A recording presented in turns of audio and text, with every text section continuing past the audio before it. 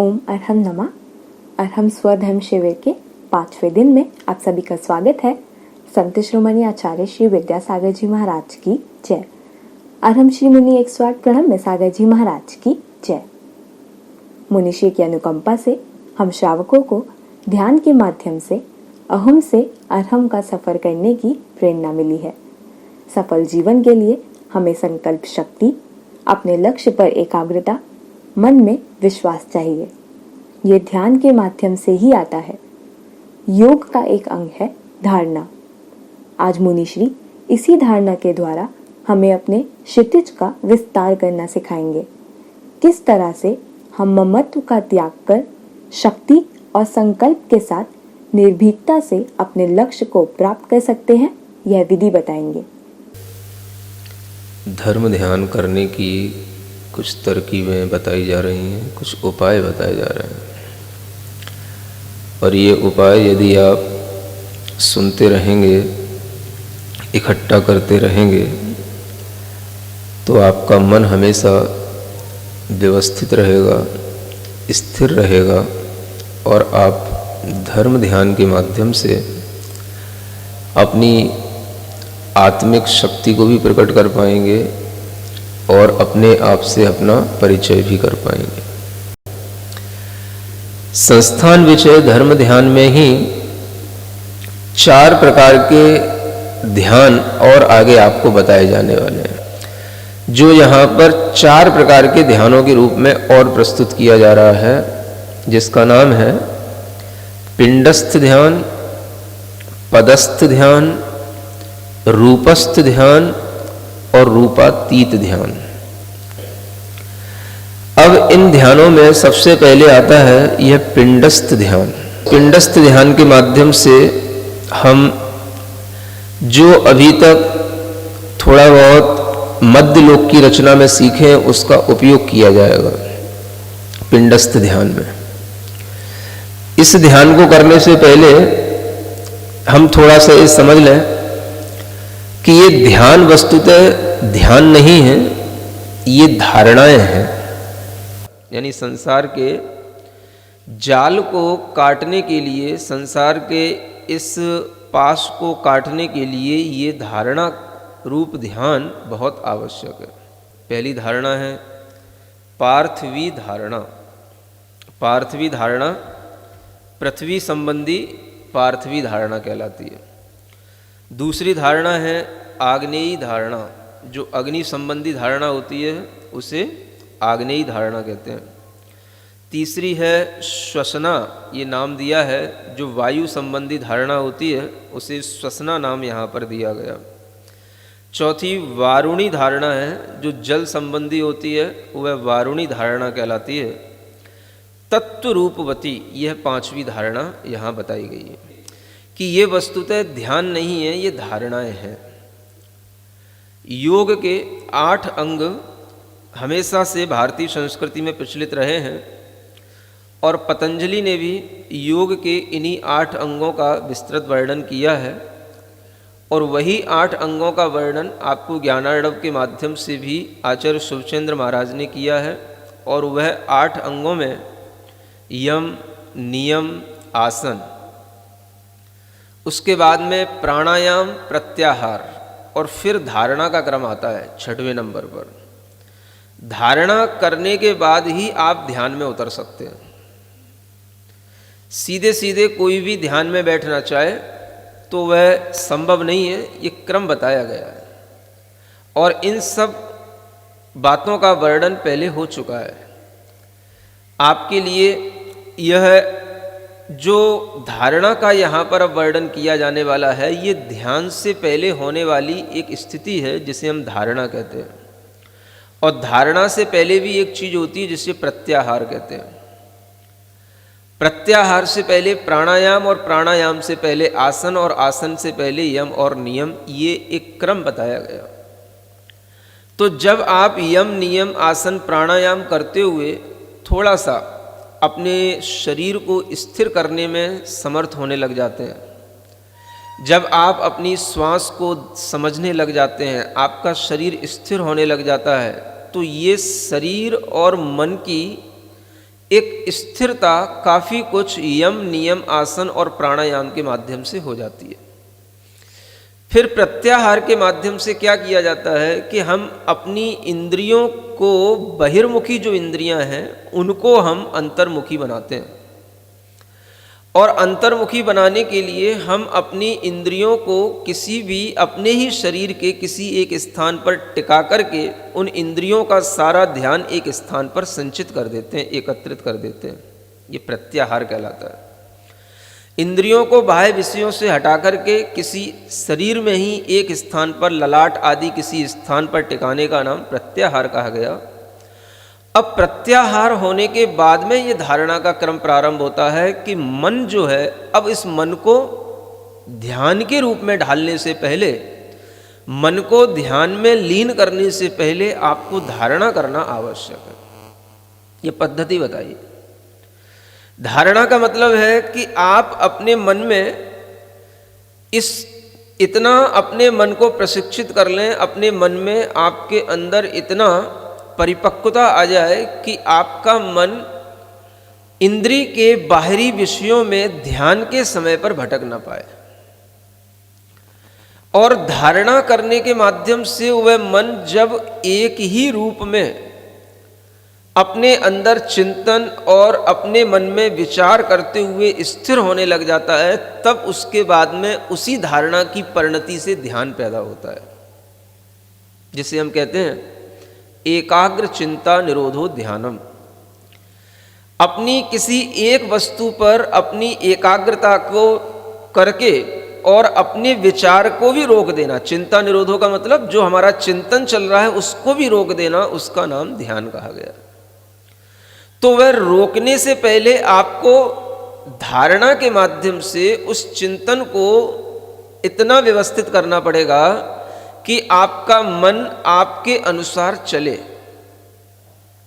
ऐसा नहीं कि आपने छोड़ दिया, हम देख रहे हैं मन कहाँ जाएगा, वहाँ देखते रहेंगे, कुछ नहीं देख पाओगे आप। वो वहीं जाएगा जहाँ उसको जाना है, जहाँ उसके संस्कार पड़े हैं। तो मन को रोकने का मतलब यह है कि मन को किसी ऐसी जगह पर रमाना, लगाना, जहाँ पर लगने के बाद में उसकी गति और जो इंद्रियों के विषयों में आसक्ति के साथ में जो उसकी गति थी वो छूट जाए और इस विषय में जहाँ हम लगाना चाह रहे हैं वहाँ लग जाए। तो इसका नाम है धारणा। धारणा में ही आनंद है, तो ध्यान में कितना आनंद आएगा। समझ आ रहा है? थोड़ा ध्यान से बैठ लें। चलो ध्यान से बैठते हैं। हाँ पहले बैठ लो, फिर बाद में क्या करना है बाद में देखेंगे। कमर सीधी, गर्दन सीधी, आंखें बंद, गहरी लंबी सांस लेकर सबसे पहले मन को पवित्र बनाने के लिए ओम अरहम नमः का 3 बार नाद करें।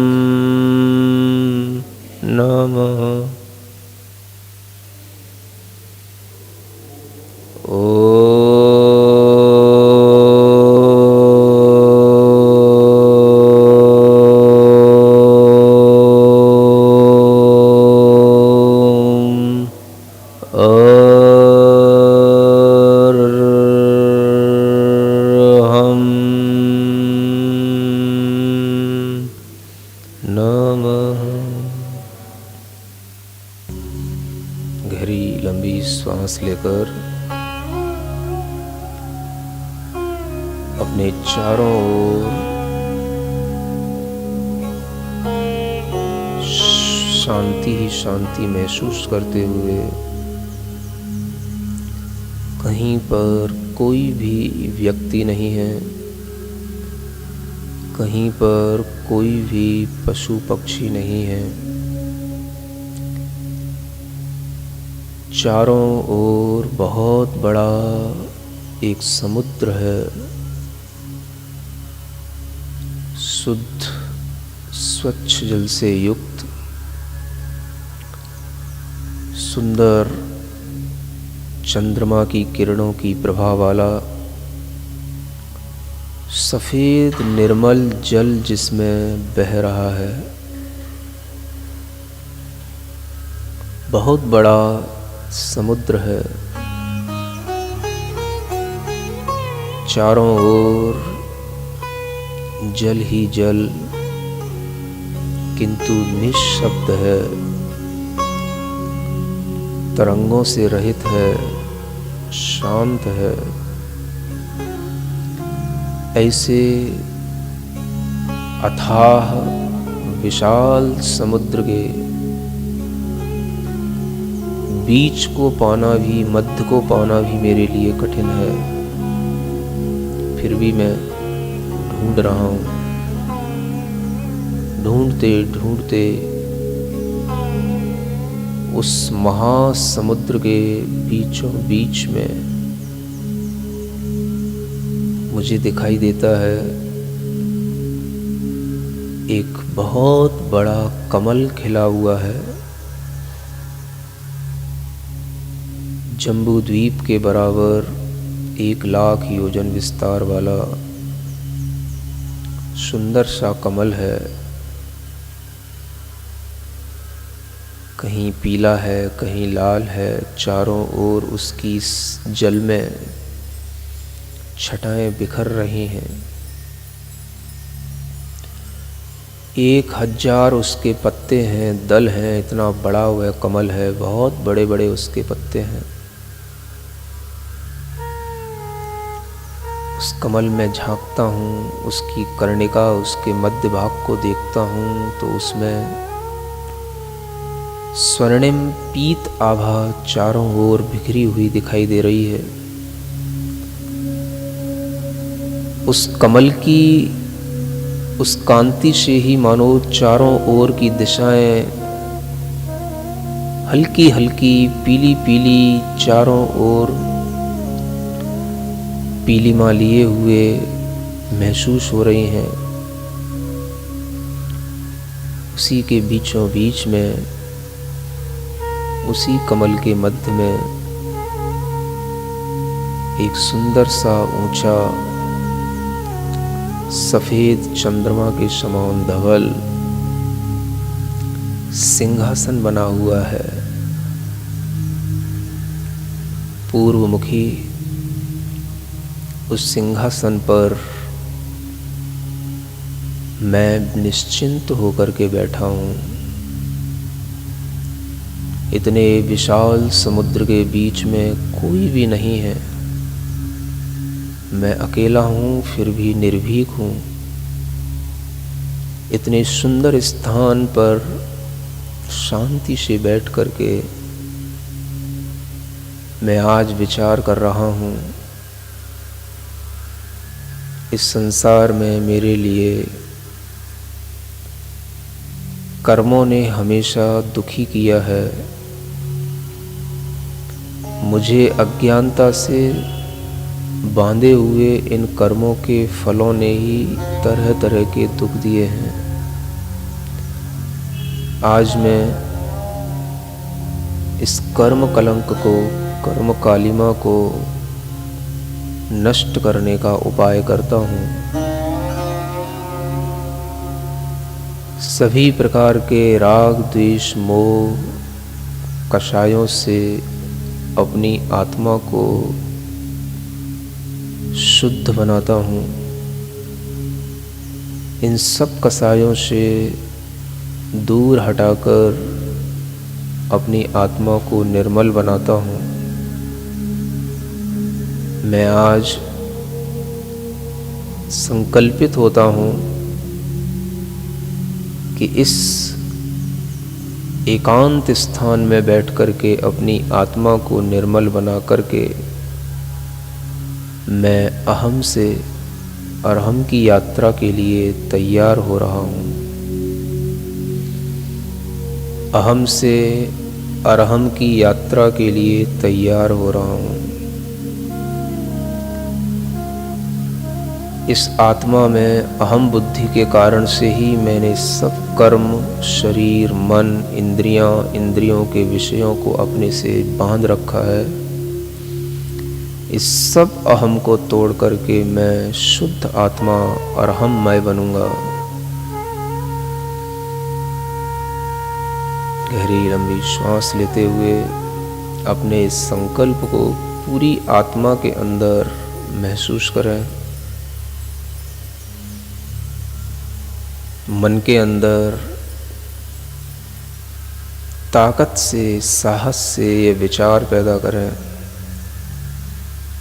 कि मुझे अपनी आत्मा को शुद्ध बनाना है। बिना संकल्प के कभी भी किसी की आत्मा शुद्ध बनी ही नहीं। इस आत्मा के पास शक्ति है, जो संकल्प लेता है आत्मा वह कर लेता है। इसलिए आज सिर्फ इस पार्थिवी धारणा में इतना संकल्प करें कि मैं अपनी आत्मा को यहाँ बैठ कर के शुद्ध बनाऊंगा।